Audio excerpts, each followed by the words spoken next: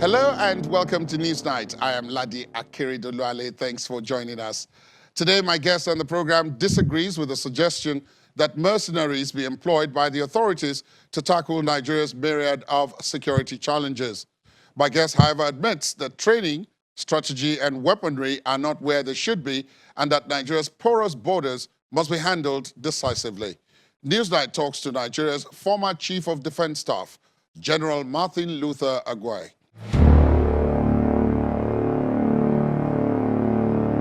General Agwai, thank you for your time. Welcome to the program. You're welcome. Let me start by asking you for your general opinion on where we find ourselves today in terms of national security. What do you make of the various challenges that we are facing in different parts of the country? Well, the position we find ourselves and the situation we have found ourselves in this country on national security is really most unfortunate. I say most unfortunate because the stability of Nigeria as a country is, I will make bold to say, is synonymous to the security of West Africa and Central Africa.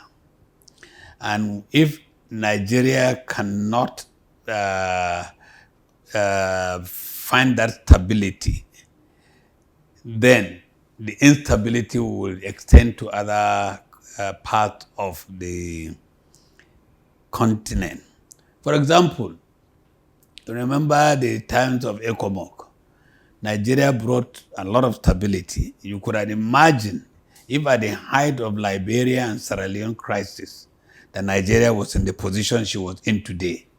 You would have imagined, you would best imagine what type of carnage we have had at that time. So the stability of Nigeria is very important. And that is why I say it's most unfortunate that we have found ourselves in this position, that even other people from other parts want to come to assist us to find peace in our own country. And others want to do that because they have found that if we are not stable, the sub-region will not be stable. And you know that this now brings the issue of economy tied to security. Because once there is no stability, then the economic life of people is affected greatly. So you can see this is one, I think, to my own feeling, is that this is why you find many people trying to come in to do what they think they can do to help us. But the sad part of it is the fire brigade approach, and it doesn't last long. And that is why you find we have not found, for a long time, we have not been able to find a sustainable solution to the challenges that we have. You mentioned the fact that, of course, Nigeria's stability is tied to that of the sub-region. Yeah. Inversely, a lot of people have pointed out that the security challenges that we're facing, many of them are now caused by some of those countries, people and material passing through those countries into Nigeria. For example, there was the issue of the collapse of Libya. Yes. And the fact that the armory that the late Colonel Gaddafi had amassed got into non-state hands and moved out of Libya in different directions. Yes. One of those directions was Nigeria. Yes. Then the instability in Mali, Yes. the instability in Chad and Niger have all impacted Nigeria. Right. So, I mean, I know that during the course of your military career, of course, you served not just within, but even outside Nigeria. So, again, this should be home territory for you. Is that true? Is that narrative correct, that inversely, those countries' instability is affecting us? For sure. You see, that is why I said the stability of Nigeria is tied up to the sub-region, and the instability of the sub-region also will have an effect on us. But the real challenge we face is that we seem to be more economically we at that time, and even the past few years, our economy is more stable than the others. So they look up to us for stability, for market, and for their own economic growth.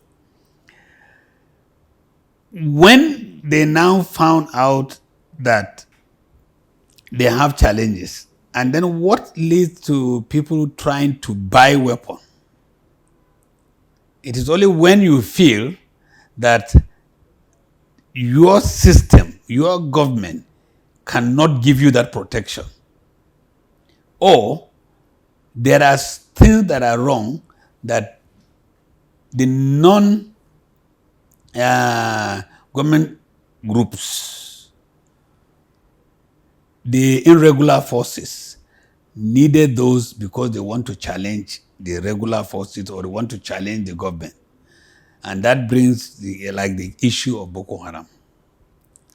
So yes, that now gives them an open market to get into buying weapons that they can use in challenging government.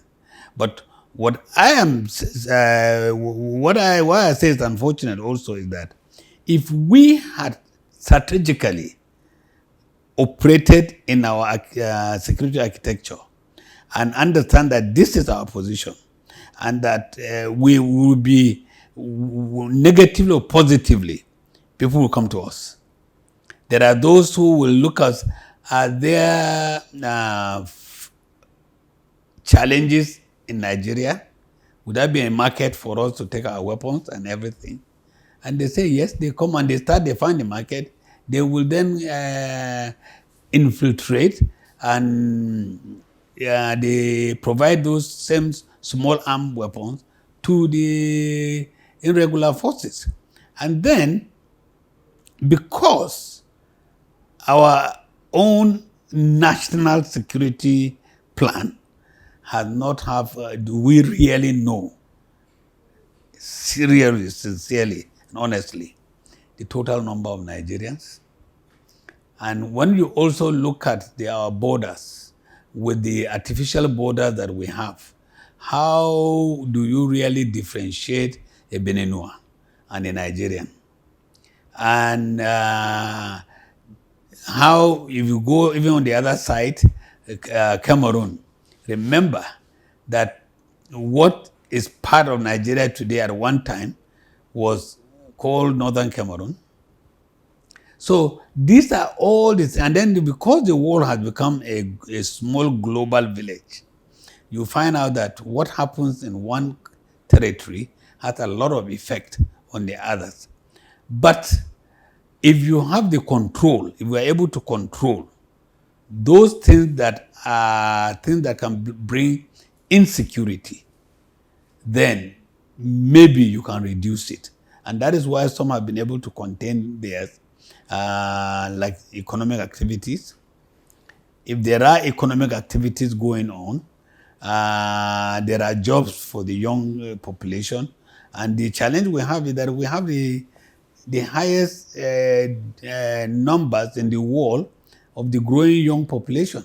Most African countries, including Nigeria, are made up of young people between the ages of 18 and 30. And then most of the unemployment is the same people that have that energy, but nowhere to dispense the energy. So what do? They go into this criminality. I'll tell you a story.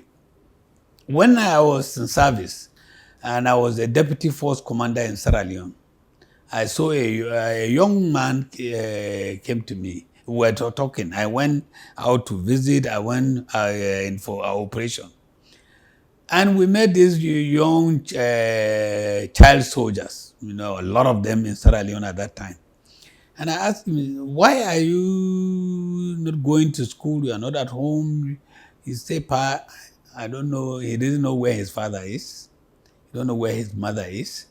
And by the way, if he joined the rebels, if he can get $100, even if he enter bottles and run across bottles and he got injured, he can use $50 in treating himself, and he will still have $50. You can see what poverty can bring. He is willing to even take the risk of walking on broken bottles, barefooted, to get $100, so that he can use $50 to heal himself and $50 for his pocket.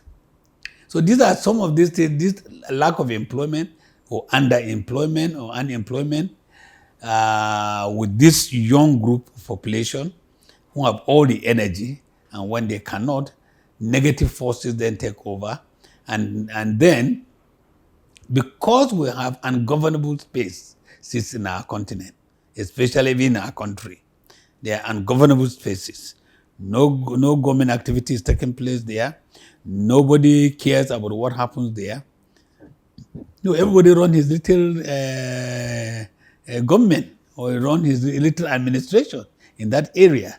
And once that is not checked immediately, you find out that a little success by them will open more space, And that's where we have found ourselves today.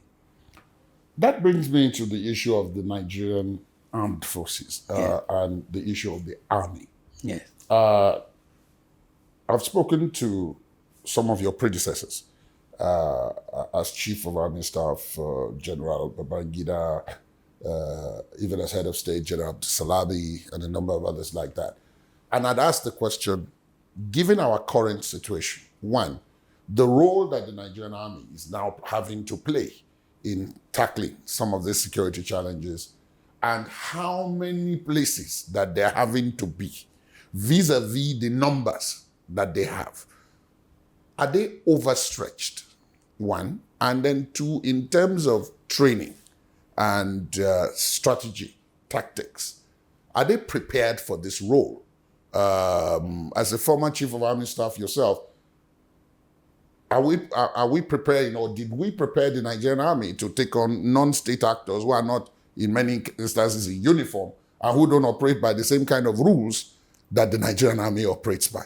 And then the other question is linked to the fact that, as at the last time that the check was done, the Army is operating in 32 states of Nigeria under various guises, those chasing oil bunkers, those fighting Boko Haram, those fighting banditry and illegal mining, and those fighting herdsmen versus farmers, and so on and so forth.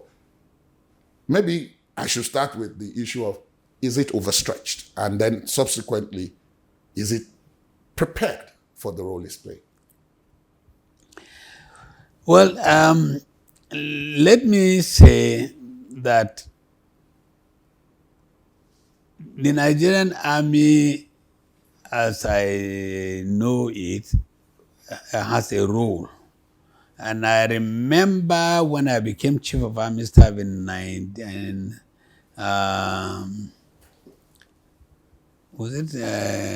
2003. When I became Chief of Army Staff, I was asked a question that what is supposed to be the strength of Nigerian Army. And if you follow back the memory lane, especially after the 1999, when the military left and the civilian government came in, there were those who said, oh, if you want to have a stable and peaceful democracy, you have to cut down the strength of the army. Some were saying Nigerian army strength was too much. Some said we needed an army of 50,000, on and on. And people asked me, and I said, I don't know.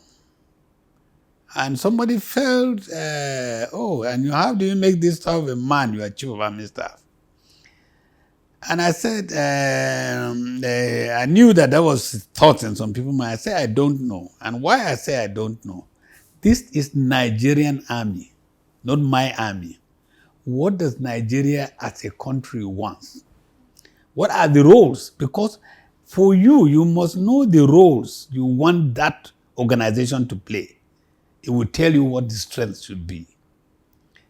If you want an army that can defend Nigeria and have nothing to do internally, it will be a different thing.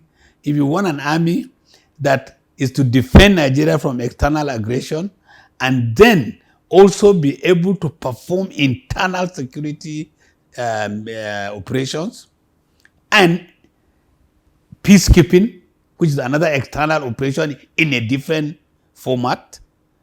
If you all want to do all these things, then your numbers will be different. So it's not enough to say, oh, you want an army of 50,000. No, you must define what you want that army to do. Then you will be able to know whether will 50,000 do that job or you need more. Then, if you now agree on that, what are the other security organs you have within the country? The police. Do you want the police to be able to do policing or to be able to take part in counterinsurgency? Then you will now see what role you will give to the army, what role you will give to the police that are going to involve in this, what role you will give to the police that will do the normal policing. And then you will now know what role would you give to the custom, immigration, and all the other security operators that you have and agencies that you have. We are moving to digital world. How much are you ready to sink into your intelligence?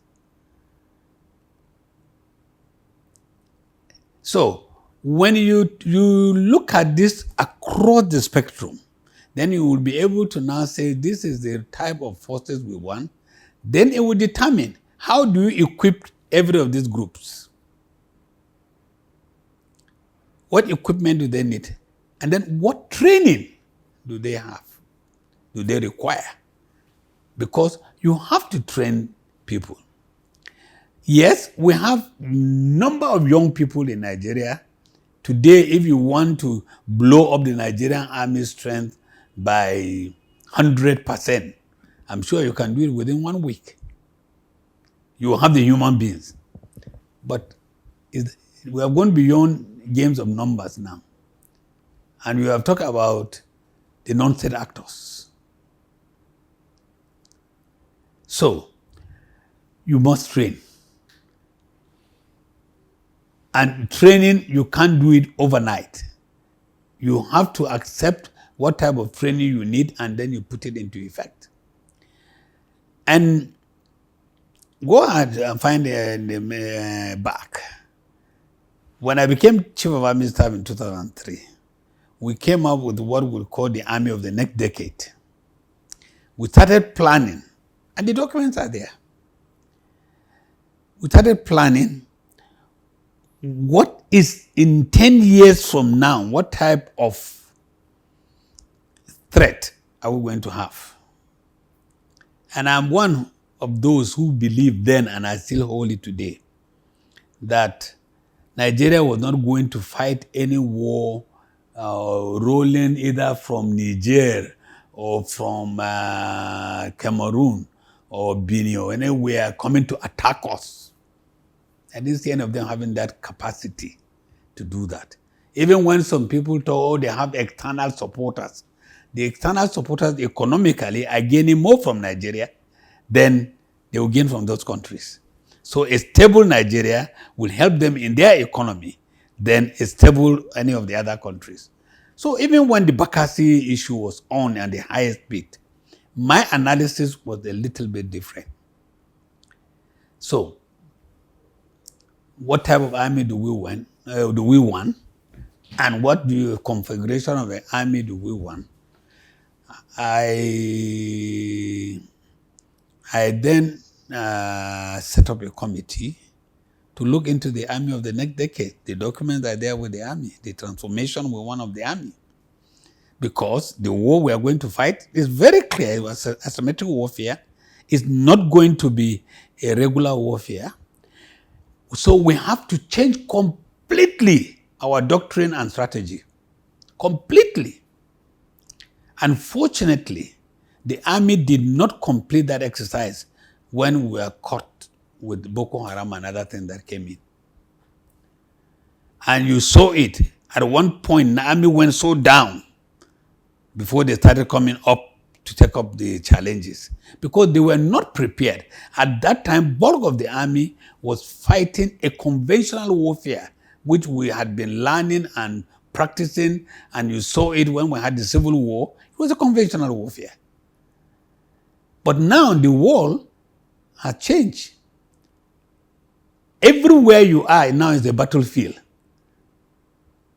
Because you don't know the car parked next to yours, you don't know what is in that car. The person driving into that plaza or shopping complex, you don't know what he has in. So everywhere is a battlefield. So now you have to change the training of your officers and your men to reflect that. Then you have two things, numbers or equipment. So you have to find a compromise where you raise the strength of your military, but also you have to raise the strength of your equipment. They need, because it's not the same conventional war any longer. And unfortunately, the war has become a global village also. If you use some of those old conventional weapons, like 155 millimeter artillery piece, you fire it to a group of a place when you think there are insurgents there, and any damage you do now, the whole world will come out collateral damage. So these are all the challenges that the military, the army has. But I think we need to go back to the drawing board and ask ourselves, what role do we want the army to play? The army cannot be fighting bunkering. The army cannot be on the road checking equipment. They can't be in the shopping complex making sure who comes in with that. They can't go after those illegal mining. They can't run after forestry to clear the forest from this, and on and on and on. We must set up the role we want the army. And then if you want the army to do all these things, then you must also build an army that can perform all these things. There are those who talk about bringing in private mercenaries. Even in the fight against Boko Haram, the narrative was that somewhere between 2013, 2014, in the run-up to the 2015 elections, private mercenaries were brought in. Yes. And that they had a great deal of success against Boko Haram then. Yes. But that the change of government following the elections meant that program, that effort was stopped. Yes. And it hasn't resumed. But then there are those who say that we need to go back to that now, not just for Boko Haram, but for some of the other challenges that we are faced. Some of the advantages that they point to are that private mercenaries can be given a target, and because they are very well paid, if they don't meet the target, they can be asked to leave. Whereas that may not be quite possible with the regular forces. That's one. Two, because of the various things that you're talking about, there's illegal mining, there's Boko Haram, there's banditry, we can look for organizations that are experts in each of these fields and employ them. But then the counter argument is that that would demoralize the regular armed forces, because by doing that, you implicitly say that you don't have confidence in their ability to tackle the problem, and that you want a quick solution to it. So there is the balance. That argument has gone on. No action has happened, incidentally, in that regard since 2015, because it seems as if the two sides of the argument are equally weighed. What do you think? Well, I have heard that. You also remember that I have been involved in even peacekeeping. Indeed. And there are those who even believe that peacekeeping should be given to companies or organizations or private armies to run. You see, by the time you go to that area, I think you are acting out of desperation. That is me. Because anything private, why do you set it? The main aim is not for social service. It's not for humanitarian service. It's commercial. So you are commercialize your defense. You are commercialize the life of your human being. You give a target. All the person is interested. It doesn't matter. Remember that and that is why your argument is very important to the counter argument. They will not come in and say, here we are mercenaries from X country, or we are mercenaries from X organization. They are coming under the umbrella of your forces. And because they are there for commercial purpose, finish their job and get their money and go. Anybody that comes around, whether mistakenly a pregnant woman comes along that will spoil their day, they will get rid of her and go. There's no morality, there's no human feeling, it's all commercial. I am saying that this country have enough knowledgeable, professionally sound officers, both serving and retired, that given that task, they will do it. So, and I'm happy you mentioned one word. You will pay a lot of money to get those mercenaries to do that job. If you use that same amount of money internally, you will get what you want. The problem that sometimes we don't trust ourselves. We don't give ourselves targets and say, if somebody has failed, oh no, you can't trust that person. We then start bringing our Nigerian factor. Oh, because he is from South, he's from Middle Belt, he's from here, or he's this religion, or this ethnic group, we bring it into it. If you are inefficient, and if you have an evidence to prove that that person is inefficient, remove him and bring something. This same Nigeria have successfully helped people in Sierra Leone, have done that in Liberia. We have gone all over the world. Why is it that at home that we cannot perform it? When you ask for what you require at the time you require it, you get it. If you don't get it, you cannot then blame the person for not doing what he wants. If a doctor wants to perform a surgery on a patient and he was not given all the equipment is required and the patient died, do you now say that that doctor or that surgeon is not effective?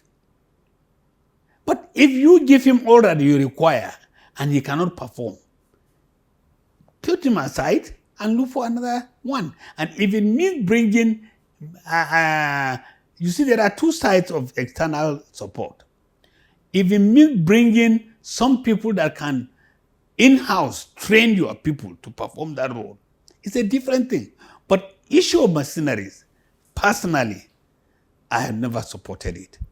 Both for peacekeeping or for internal operation, for anything, I don't support it because the principle itself is not what a military is built for. The military is built to protect and defend. And these people are here to perform and collect money. That's all they are interested. So, and it's short term. That's why I say fire brigade approach. Because if you do not train your forces, even if they successfully do what you want, who takes up the space? You have created a vacuum again. And that vacuum can be refilled by another thing. So I still believe that what we need is sit down. National defense. Everybody in Nigeria is just security. It's everybody's business. There is no top secret that we are hiding from Nigeria about our security and about our defense. What do we need to secure this country? We can get enough knowledgeable Nigerians across the board. Sit down and really address this issue and advise government. Unfortunately, we have too many experts in our country. And instead of complementing each other's effort, where we try to outshine and outmaneuver each other person, and in the process, we leave ourselves empty with no security. I'm happy you mentioned the issue of too many experts. And when you were talking, you talked about serving and retired, which brings me to the issue of politicization. We see armed forces elsewhere, even in countries that are similar to Nigeria. And more often than not, this becomes stuck when those chiefs come to visit in coordination efforts to Nigeria. And you put our own chief beside their own chief. One, you find that more often than not, their chief is older. His uniform is full of medals won in war and so on, and more experience. But more often than not in our own system, there are a lot of embittered, angry, very well-trained, experienced officers who have been pushed out of the armed forces because of the politics of appointments. When a chief is to be changed, you pick someone who is 2 courses down from the current officer in charge, which means that virtually everybody in the courses above, and sometimes even in the course in which the new appointee is from, have to leave. No matter how much the government or the country has spent on their training, no matter how much experience you have. So you have a lot of 40, 50-year-olds out of the armed forces. And that, in fact, some of them are involved in the current security challenges that we have because they say that they have got nothing to lose. The country pushed them out at the time that they should have been most useful.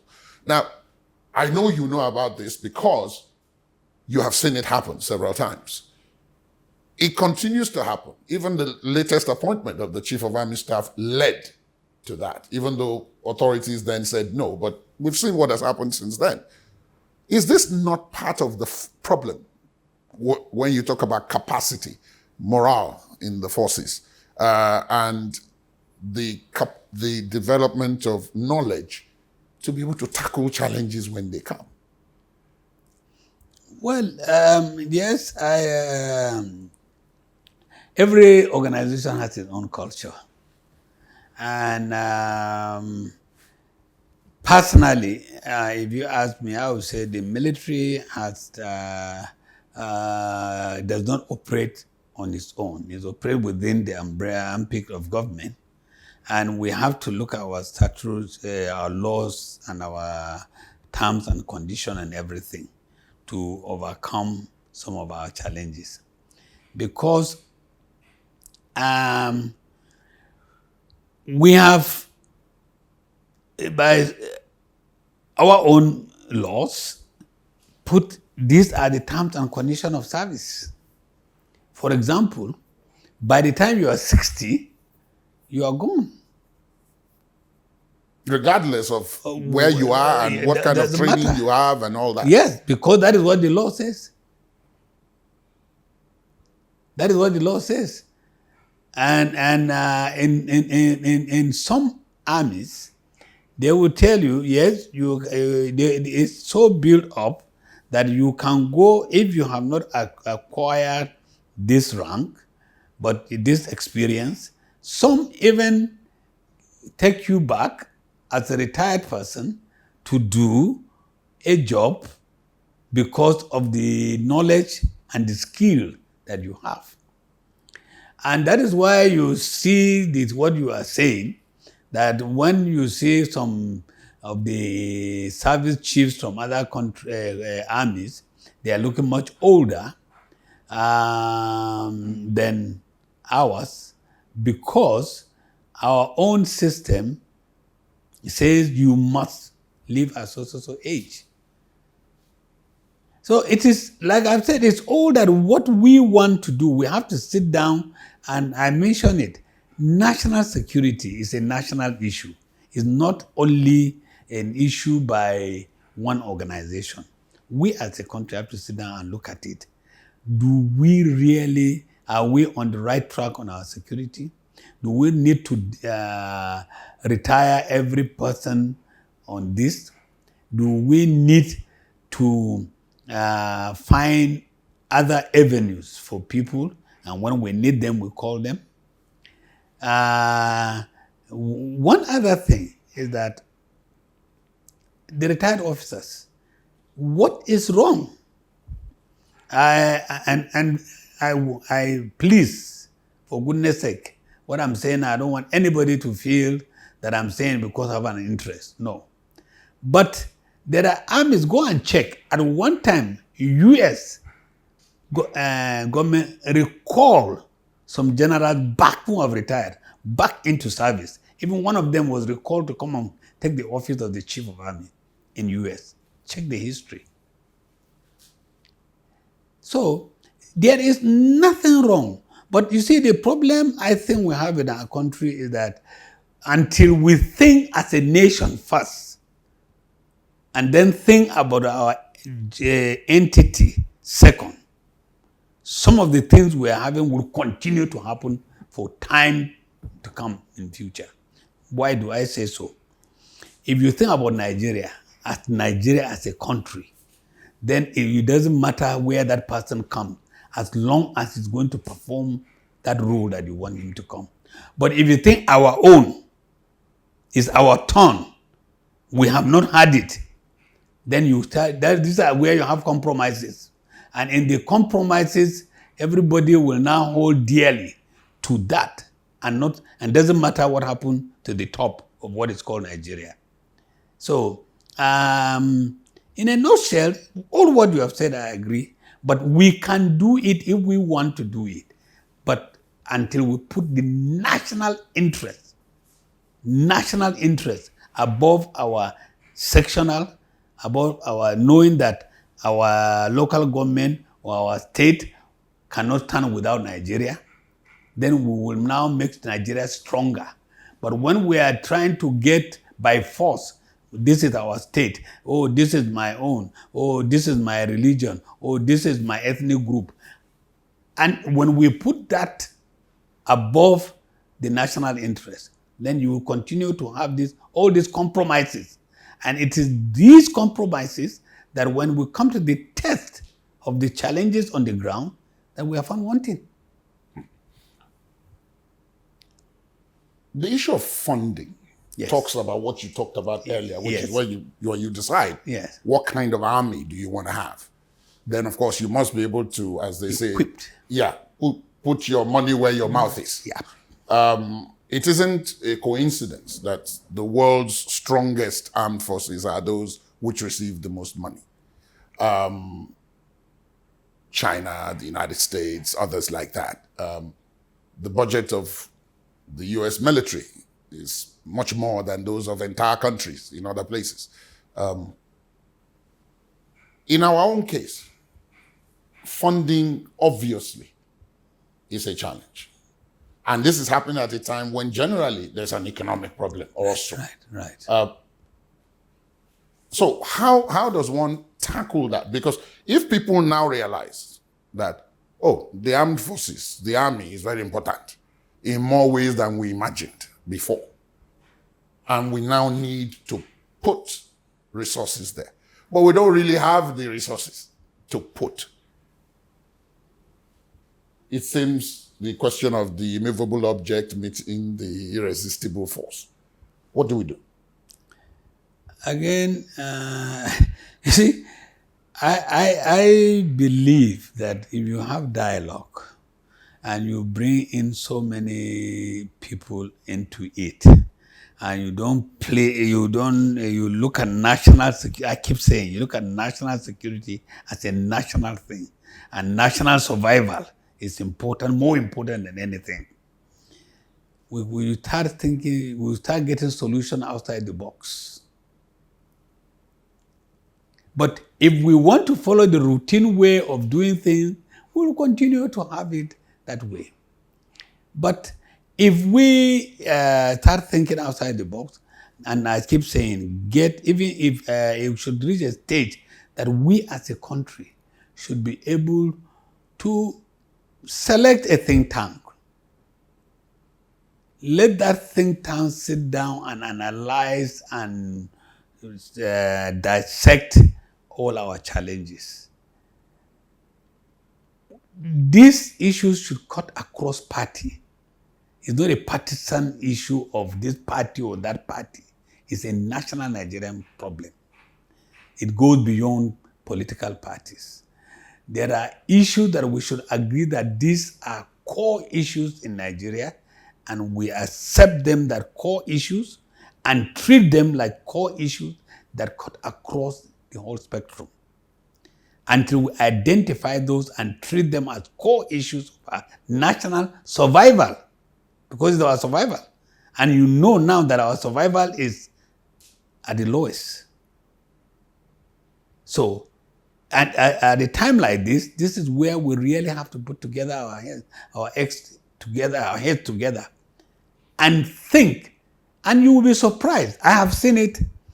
I was privileged to, when I was Chief of Defense Staff, to head a committee to revive Daikon in Kaduna.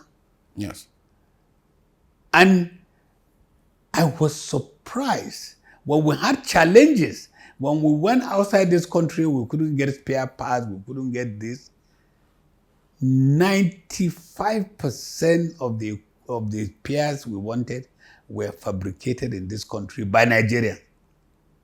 And from that day onward, I have a confidence that tax Nigerians properly, give people the leadership, get the right leadership, and give them the right motivation, and give them the right tasking. We want you to do this with time limit. It will be done in this country. So I agree with you, there are challenges, but they can be surmounted. You're chair of the Middle Belt Brain Trust. And in that role, there is the attempt to build peace, strategies to bring about security in the area. What have you found to be the key issues and how to solve them? The Middle Belt Brain Trust. First of all, it's a group of us from Middle Belt. We have connection with IFIT, which is Institute for Integrated Transition. And this group works with countries that have come out of conflict, or are in conflict and about coming out. They are in Colombia, Syria, even in Mexico, and Zimbabwe, Lebanon. These are all countries that are coming out of crisis. And there is a feeling that, first of all, we find an integrated transition that will move people, because some of the transitions we have had are well planned, well intended, but because they are not integrated, you take one side too far away and you leave the other side backward. For example, whatever you do in development and you have no education, the young people that are coming have no future, you will find out that you are really going to collapse.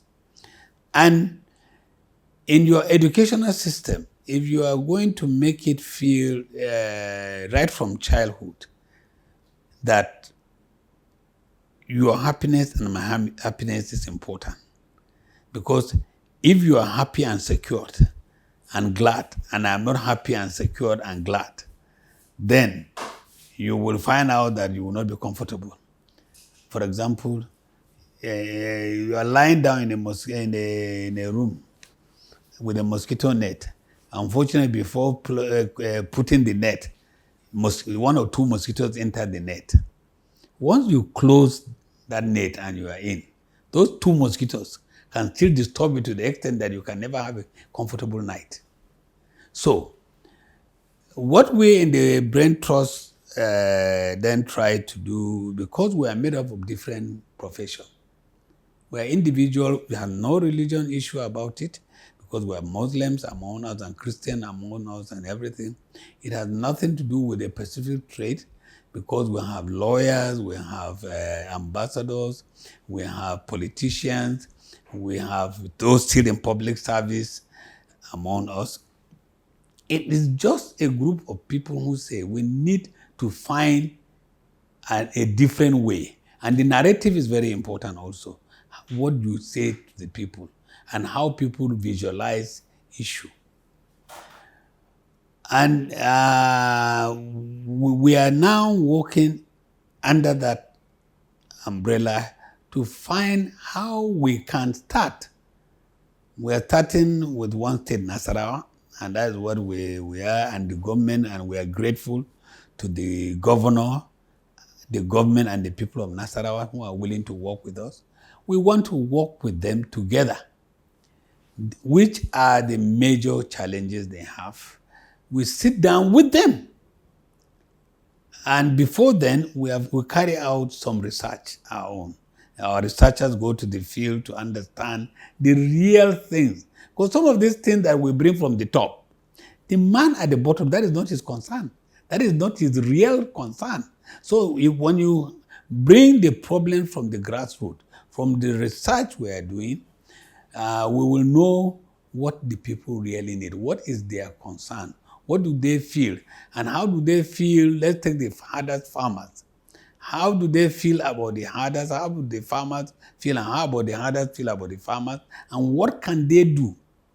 And you will be surprised when you start hearing the wonderful recommendations and suggestions they will bring because they are virtually involved in the ground. And we hope, and this is why we are working so hard to make sure that we create an impact and working with the Nasarawa state government to see how much we can bring some positive changes that the government will see, other people will see, and then we can work together to find out that we can move on in small bits. It's just a drop of water that once any drop drops, it splits and more area is covered. So that in the long run, there could be resemblance of peace. General Agwai, it's been a pleasure speaking with you. Thank you for your time. You're welcome. That's Newsnight. Thanks for watching. Do let us know what you think of this conversation and much more. Our social media handles are on your screen. You can also watch this and previous episodes of the program via our podcast. Please visit our website, channelstv.com/podcast. I am Ladi Akeredoluale. Goodbye.